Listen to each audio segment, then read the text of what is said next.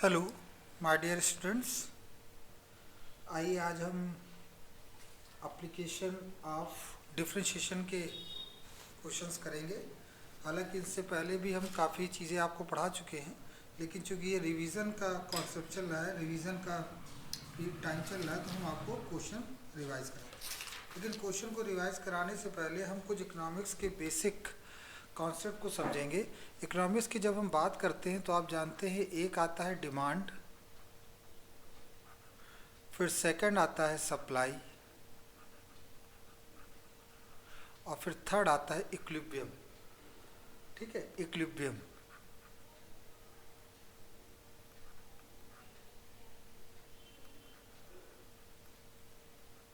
Equilibrium, ये तीन चीज़ें बहुत ही इंपॉर्टेंट होती हैं। इनके बारे में हम लोग पहले समझेंगे, फिर हम इसके डिफरेंशिएशन को अच्छी तरह से क्लियर कर पाएंगे। तो जैसा कि आप जानते हैं, डिमांड का मतलब होता है कि निश्चित समय में किसी वस्तु की कितनी डिमांड की गई है, या कस्टमर के जरिए पेइंग कैपेसिटी के बेस पर किसी निश्चित टाइम पर कितनी क्वांटिटी की डिमांड की गई, उसे हम डिमांड बोलते हैं। सप्लाई, ये सब आपने इकोनॉमिक्स से बहुत डीपली पढ़ा होगा, मैं वहाँ पर उतनी गहराई में नहीं जाऊँगा। मैं यहाँ केवल मेन चीज़ों के बारे में आपको बताऊँगा, वो चीज़ें जो ज़रूरी हैं आपके डिफरेंशिएशन के लिए। तो अगर मैं डिमांड कर्व की बात करूं,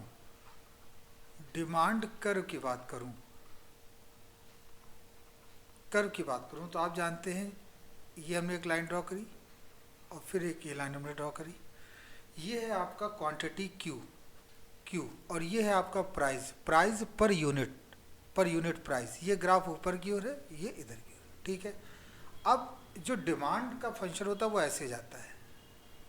ये बताता है कि जैसे जैसे प्राइस बढ़ता है, क्वांटिटी, ये क्वांटिटी कौन सी है? Demanded quantity. इस क्वांटिटी ये है, ये एक्चुअली फंक्शन क्या है? Demand curve.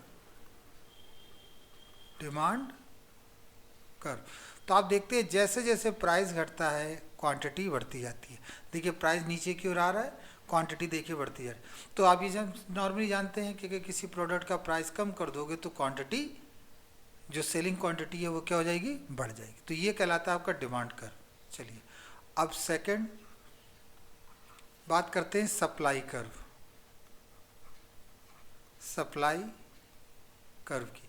तो इसमें अगर हम ग्राफ बनाएं और देखें, ये Q है और ये P है प्राइस पर यूनिट, और Q है सप्लाइड क्वांटिटी। अब आप इसमें देखिए कि अगर ये ग्राफ ऐसे जाता है सप्लाई वाला, क्यों? क्योंकि आप जानते हैं कि अगर मार्केट में ये क्यों क्या डिमांडेड क्वांटिटी, अगर ये डिमांडेड क्वांटिटी ज़्यादा है तो हम उसका प्राइस भी बढ़ा देते हैं, जिससे कि हम अधिक से अधिक प्रॉफिट को गेन कर सकें। तो सप्लाई फंक्शन क्या रिलेशन बताता है? सप्लाई फंक्शन रिलेशन बताता है प्राइस पर यूनिट और क्वांटिटी सप्लाइड के बीच में। ये रिलेशन बताता है प्राइस पर यूनिट, और ये क्वांटिटी कौन सी है? सप्लाइड। अगर मार्केट में सप्लाई फंक्शन में स्लोप जो होता है वो अपवर्ड, ऊपर की ओर होता है, because price increases, producer tend to supply more. Price बढ़ेगा तो प्रोड्यूसर क्या होगा? अधिक से अधिक चीज़ों को सप्लाई करने की कोशिश करेगा। तो आप देख सकते हो कि जैसे जैसे हम इधर की ओर बढ़ते हैं, सप्लाई क्वांटिटी बढ़ती है, प्राइस भी देखिए ऊपर की ओर बढ़ता जा रहा है। और ये सीधे नहीं जाएगा, ये यूं ही जाएगा कर्व, ये यूं की ओर मूव कर जाता है इस दिशा में। ठीक है, तो ये सप्लाई, इसमें फ़र्क क्या है कि P और Q, P बढ़ेगा तो Q घटेगा, लेकिन इसमें P बढ़ेगा तो Q भी बढ़ेगा। अगर मार्केट में प्राइस पर यूनिट बढ़ गया है तो हम अधिक प्रॉफिट करवाने के लिए ज़्यादा से ज़्यादा क्वांटिटी को सप्लाई करेंगे। तो यहाँ पर ये है डिमांड कर्व, और दूसरा जो हमने आपको बताया वो है आपका सप्लाई कर्व। तो दोनों कर्व को आप अच्छी तरह से देख लीजिए कैसे क्या इसमें चीज़ें बताई गई हैं, जिससे कि आप इनको अच्छी तरह से समझ सकें। अब जब हम सेकंड की बात करते हैं, इक्विलिब्रियम की बात करते हैं, तो इक्विलिब्रियम कैसे जनरेट होता है उसके बारे में भी जानते हैं।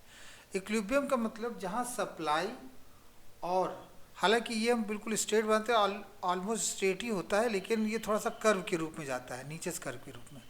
ठीक है, तो जहाँ डिमांड कर्व और सप्लाई कर्व एक दूसरे को इंटरसेक्ट करते हैं वही कहलाता है इक्विलिब्रियम पॉइंट। तो जैसे डिमांड कर्व कैसे जाएगा, ऐसे जाता है, सप्लाई कर्व कैसे जाता है, ऐसे जाता है। तो ये जहाँ पर काटेंगे वही आपका, देखिए इधर आपका का था प्राइस और इधर आपका था क्यू, क्वांटिटी डिमांडेड, ये क्यू है क्वांटिटी और ये पी है प्राइस पर यूनिट। तो देखिए जहाँ पर इसने काटा ये हमने Q0 कह दिया और ये हमने P0 कह दिया। तो देखिए ये जिस पॉइंट पर काटे इसको हम सप्लाई फंक्शन, इसको हम बोलेंगे डिमांड फंक्शन या डिमांड कर्व। डिमांड कर्व में भी P और Q आता है और सप्लाई कर्व में भी P और Q आता है। जहाँ ये एक दूसरे को काटते हैं वही प्राइस इक्विलिब्रियम प्राइस कहलाता है और वही क्वांटिटी इक्विलिब्रियम क्वांटिटी कहलाती है। तो सप्लाई फंक्शन इक्विलिब्रियम के लिए क्या जरूरी है, supply is equal to demand, ये पढ़ाओ। और ये जो ग्राफ हमने बनाया है ये एक्चुअली इक्विलिब्रियम को शो करता है।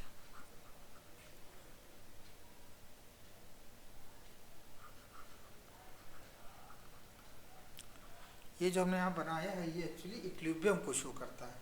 तो आई होप ये चीज़ आपको समझ में आ गई होगी कि डिमांड कर्व क्या होता है, प्राइस कर्व, सप्लाई कर्व क्या होता है। डिमांड और सप्लाई में जो रिलेशन है वो पॉजिटिव नेगेटिव होता है, एक बढ़ता है दूसरा घटता है, लेकिन प्राइस में, सप्लाई में और सप्लाइड क्वांटिटी में पॉजिटिव रिलेशन होता है। तो आइए इस पर एक बेस क्वेश्चन सॉल्व करते हैं और समझते हैं कि किस तरह से ये चीज़ हल होगी। ठीक है, तो लेट्स स्टार्ट।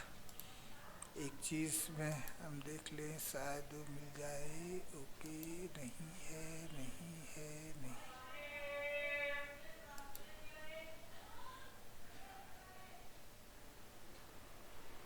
ठीक, चलिए। तो क्वेश्चन हमारे पास जो है वो इस रूप में है कि फाइंड, क्वेश्चन देखिए लिखते हैं हम यहाँ पर, देखिए क्वेश्चन नंबर 1। क्वेश्चन लिखा है equilibrium point, find equilibrium point in given case. तो गिवन केस क्या है, ए, पहला एक ही है। सप्लाई इक्वेशन दे रखा है P is equal to 2x upon 100 plus 2, और डिमांड इक्वेशन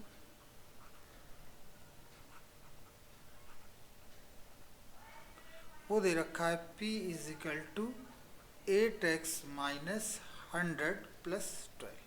आपको निकालना क्या है, आपको निकालना है इक्विलिब्रियम पॉइंट। ठीक है,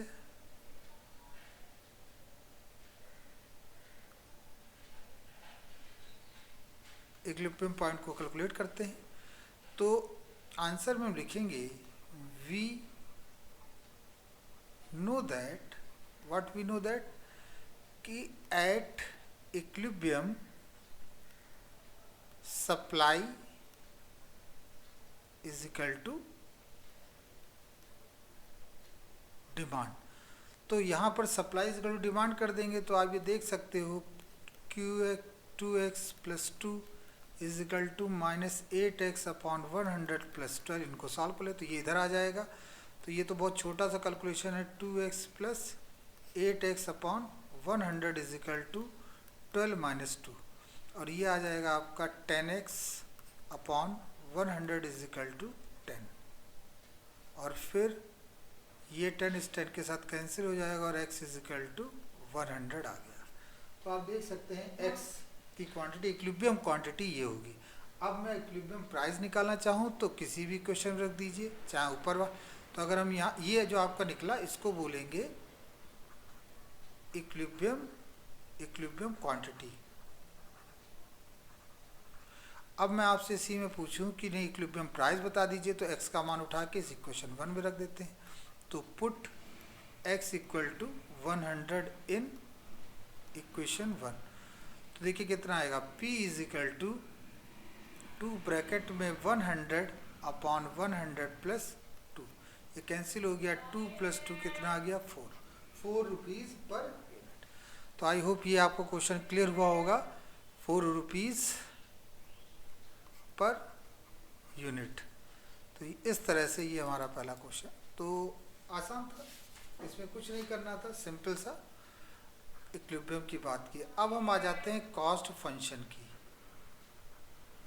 कॉस्ट फंक्शन में क्या बात है, कॉस्ट फंक्शन में आप जानते हैं जो टोटल कॉस्ट होता है वो fixed cost plus variable cost के सम के बराबर। वेरिएबल कॉस्ट वो होता है जो एक्स पर डिपेंड करता है, मैथमेटिकली मैं बात करूं, और फिक्स कॉस्ट जो फिक्स रहती है। तो आप ये जानते हैं अगर हम फिक्स कॉस्ट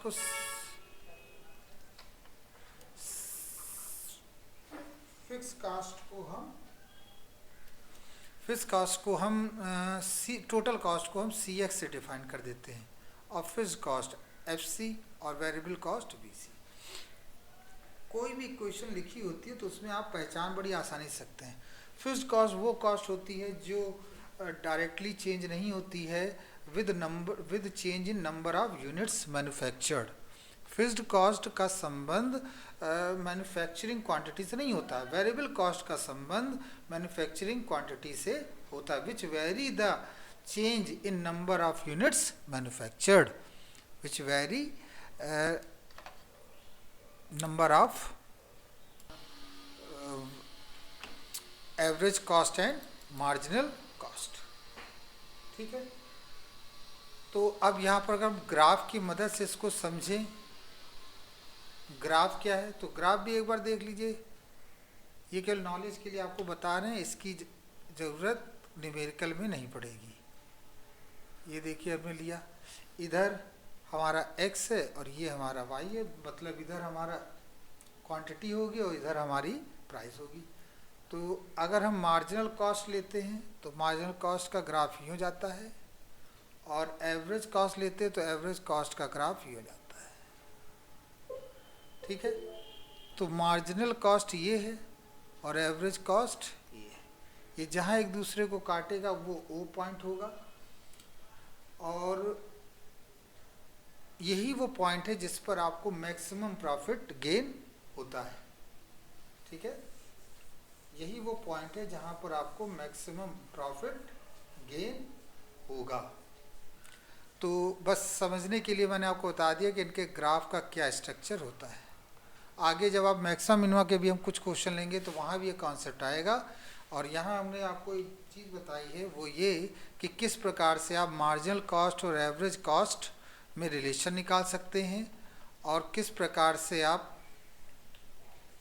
ये डिमांड सप्लाई और इक्विलिब्रियम के बारे में हमने इस वीडियो में डिस्कस किया।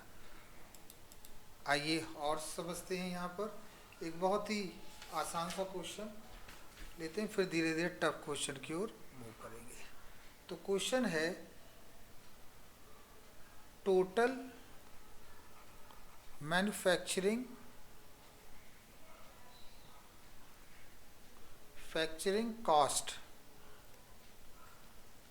Cost function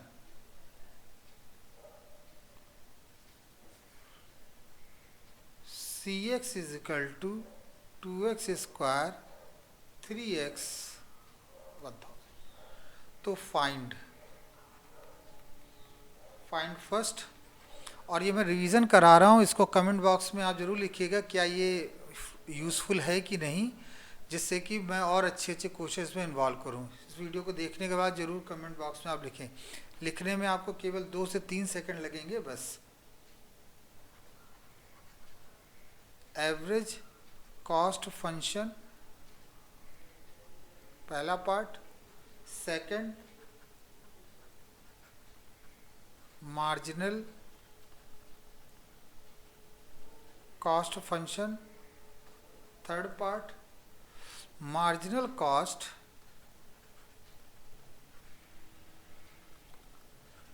at 5 units are produced and interpret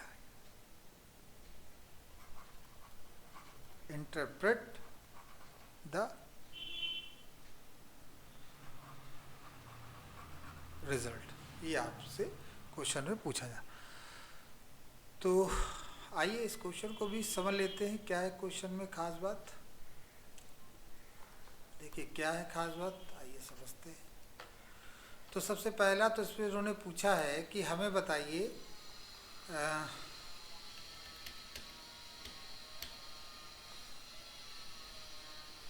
result. सबसे पहला क्वेश्चन है आपका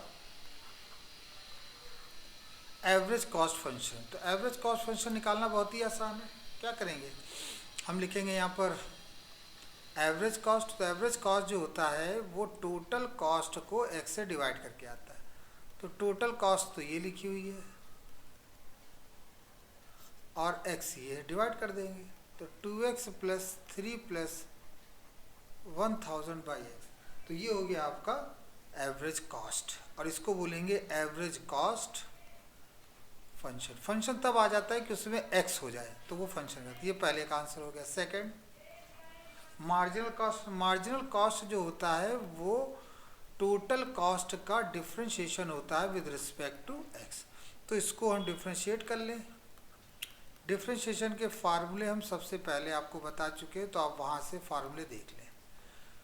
4x आ जाएगा और ये 3 आया, तो ये आपका आ गया कौन सा, marginal cost function. Marginal cost function कितना निकलेगा, 4x प्लस 3। देखिए कितना आसान है। थर्ड आपका मार्जिनल कॉस्ट बताइए एट 5 इजिकल टू। तो मार्जिनल कॉस्ट फंक्शन तो हमने यहाँ निकाल ही रखा है, उसमें x इजिकल टू 5 रख देते हैं। तो 4 ब्रैकेट में 5 प्लस 3, 20 प्लस 3 इजिकल टू 23। तो 23 आ गया। 23 आया तो ये बताता है कि 6 क्वांटिटी के प्रोडक्शन में जो एक्स्ट्रा रुपए खर्च होंगे वो कितना होगा, 23 रुपीज़ होगा।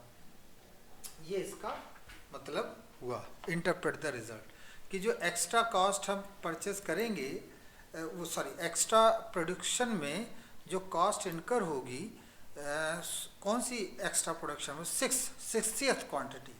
कैसे लिखेंगे इसको, 60th क्वांटिटी के प्रोडक्शन में जो कॉस्ट इनकर होगी वो अप्रॉक्सीमेटली कितनी होगी बच्चों, अप्रॉक्सीमेटली होगी 23 रुपीज़। आई होप ये वीडियो आपको समझ में आया होगा। Thank you.